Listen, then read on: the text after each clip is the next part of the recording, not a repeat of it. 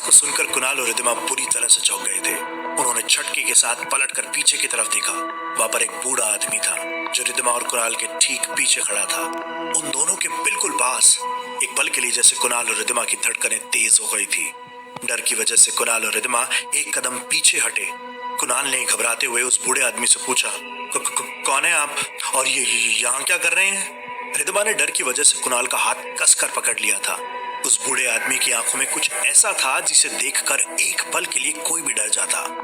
उस बूढ़े आदमी के चेहरे की झुर्रियां उसकी उम्र का अंदाजा लगाने के लिए काफी थी। आंखें छोटी छोटी और अंदर की तरफ धसी हुई। सिर के बाल पूरी तरह सफेद हो चुके थे। हाथ में एक लाठी पकड़े उसकी कमर आधी झुकी हुई थी।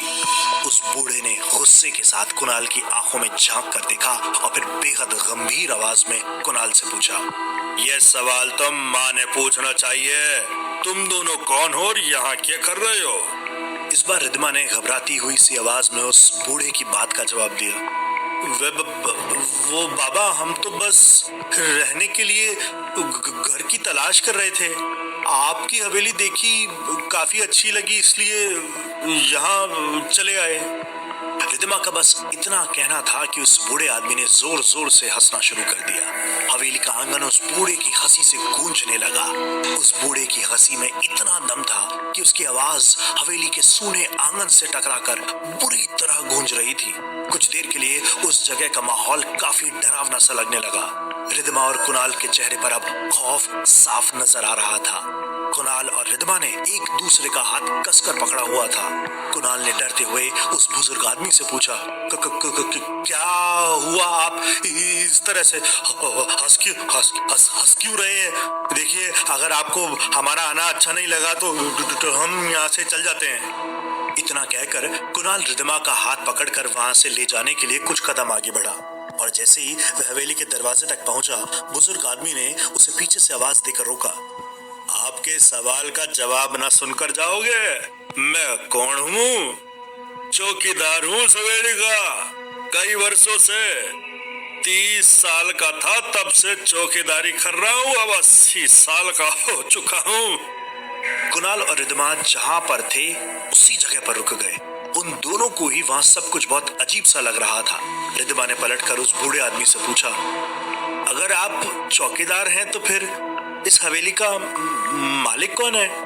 फिर बुजुर्ग आदमी अपनी लाठी के सहारे चलकर रिद्धिमा के एकदम करीब आ गया और फिर काफी डरावनी आवाज में उसने जवाब दिया, भाग गए, सब भाग गए। आज से 15 साल पहले सब हवेली छोड़कर भाग गए। और इतना कहकर वह जोर जोर से हंसने लगा।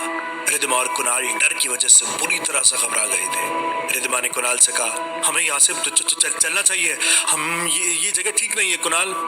कुणाल और रिद्धिमा फिर एक बार हवेली से बाहर जाने के लिए थोड़ा सा आगे बढ़े, लेकिन उस बूढ़े आदमी ने उन्हें फिर से रोक लिया। मारे से डरने की कोई जरूरत ना है तुमको, रहने को जगह चाहिए ना। अरे मैं दे देता हूँ तुमको जगह। इस हवेली के नीचे वाले 2-3 कमरा खाली पड़े, चाहे तो आराम करो चाहे तो सो। लेकिन कुणाल ने उस बूढ़े आदमी को बताया कि उनको उस हवेली में नहीं रहना था। डरे हुए होने के बावजूद भी रिद्धिमा को न जाने क्यों इस हवेली में रहने का मन कर रहा था और उसने एक बार और कुणाल को इस बात के लिए तैयार करने की कोशिश की। कुणाल, अगर वो कह रहे हैं तो हम एक बार यहाँ रहने के बारे में सोचना चाहिए ना। कुणाल ने रिद्धिमा को समझाया, तुमने कुछ फील नहीं किया? तुम्हें कुछ अजीब सा नहीं लग रहा है यहाँ पर?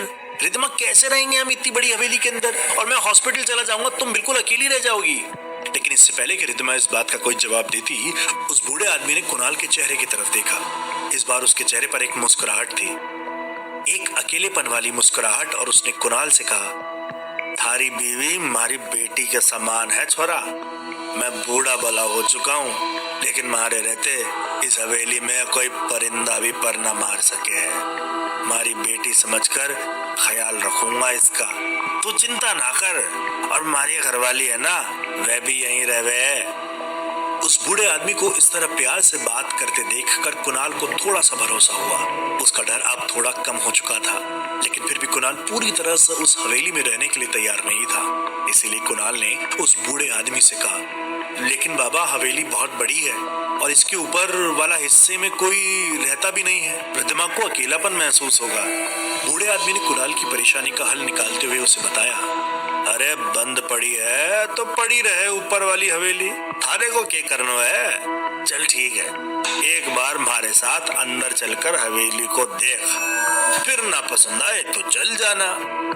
इतना कहकर वह बुजुर्ग आदमी अपने हाथ में पकड़ी मोटी सी चाबी लेकर फिर से हवेली के अंदर की तरफ जाने लगा।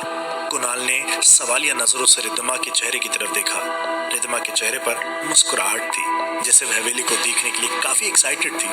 रिद्धिमा ने कुणाल से जिद करते हुए कहा, एक बार प्लीज, देखने में क्या बुराई है। कुणाल देखे तो सही, आखिर हवेली होती कैसी है। नहीं अच्छी लगी तो हम नहीं रहेंगे।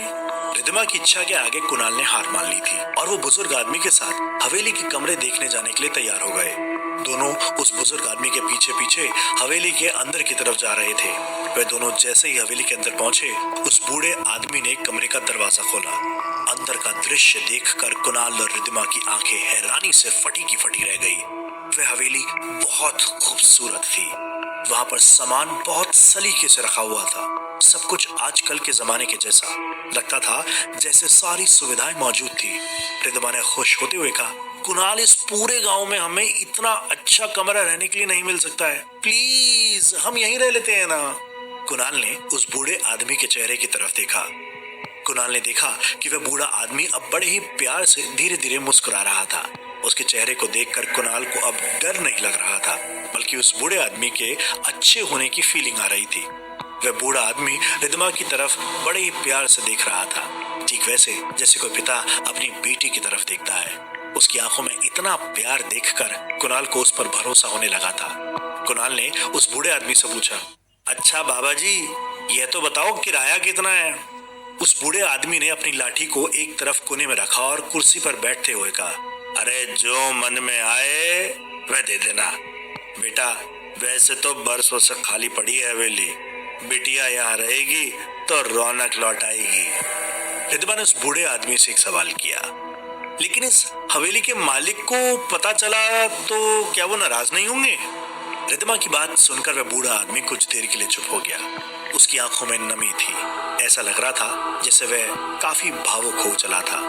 उसने अपने दोनों हाथ हवा में भगवान की प्रार्थना में जोड़ते हुए रिद्धिमा की बात का जवाब दिया, कौन जाने हवेली का मालिक कहाँ है भी या नहीं। इतने बरस से तो किसी ने इसको देखा तक नहीं, और जब आएगा तब की तब देखेंगे।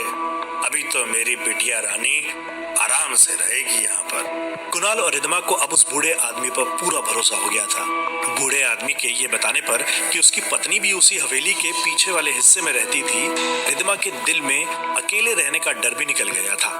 वैसे भी हवेली से कुछ ही दूर पर काफी सारे घर बने हुए थे। रिद्धिमा मन ही मन बेहद खुश थी। दिल्ली की मॉडर्न लाइफस्टाइल से दूर यहाँ पर हवेली में रहना उसकी जिंदगी का एक अलग ही एक्सपीरियंस होने वाला था, और यह सोच सोच कर रिद्धिमा के चेहरे पर काफी प्यारी सी मुस्कुराहट आ गई थी। कुणाल अपनी पत्नी रिद्धिमा को इस तरह खुश देखकर अच्छा महसूस कर रहा था। तभी अचानक कुणाल को रिद्धिमा के खोए हुए रक्षा सूत्र के बारे में याद आया। इसलिए कुणाल ने उस बूढ़े आदमी से पूछा, बाबा जी, आपसे एक बात पूछनी थी। अभी रास्ते में मेरी पत्नी के हाथ में बंधा हुआ एक रक्षा सूत्र टूटकर गिर गया था। क्या यहाँ कोई पंडित है जो ये काम कर सकता है? ये बात सुनते ही उस बूढ़े आदमी के चेहरे पर चिंता की लकीरें उभर आई। कुछ देर तक उसने कुणाल की बात का कोई जवाब नहीं दिया। ऐसा लग रहा था जैसे वह गहरी सोच में डूब गया था। और फिर उसने कुणाल से कहा, गांव में असली पंडित तो एक ही हुआ करता था। बहुत पुरानी बात है बेटा, आज से लगभग 40 साल पुरानी। उस पुजारी के हाथ का बना हुआ धागा जो पहन लेता था ना, तो उसका कोई बाल भी बांका ना कर सकता, मौत भी ना छू सकते उस आदमी को। रिद्धिमा के लिए सारी बातें कहानी की तरह थी। जब बूढ़े आदमी ने किसी पुराने पुजारी के बारे में उसको बताया तो रिद्धिमा ने बड़ी ही उत्सुकता के साथ पूछा, तो अब कहाँ है वो पुजारी जी? मेरा मतलब है कि मैं अपना रक्षा सूत्र उन्हीं से बनवाऊंगी। बूढ़े आदमी ने मुस्कुराते हुए रिद्धिमा की बात का जवाब दिया, इस गांव में कुछ चीजें बड़ी अजीब हो गई बेटा। पुजारी एक दिन रात को अचानक मंदिर छोड़कर चला गया और अब जो पुजारी उस मंदिर में रहता है, हमारे को उस पर भरोसा ना है। कुणाल ने कहा, लेकिन बाबा रिद्धमा के हाथ पर रक्षा सूत्र बनवाना बहुत जरूरी है, मेरी माँ ने ऐसा कहा है। बूढ़ा आदमी मुस्कुराने लगा। ठीक उसी वक्त बूढ़े आदमी की पत्नी वहां पर पहुंच गई और उसने अचानक से कहा, अरे पेट से है ना थारी बीवी, इसीलिए रक्षा सूत्र बनवाने की जल्दी है। उसके अचानक वहां आ जाने से रिद्धमा हैरान होकर उस बूढ़ी औरत की तरफ देखने लगी।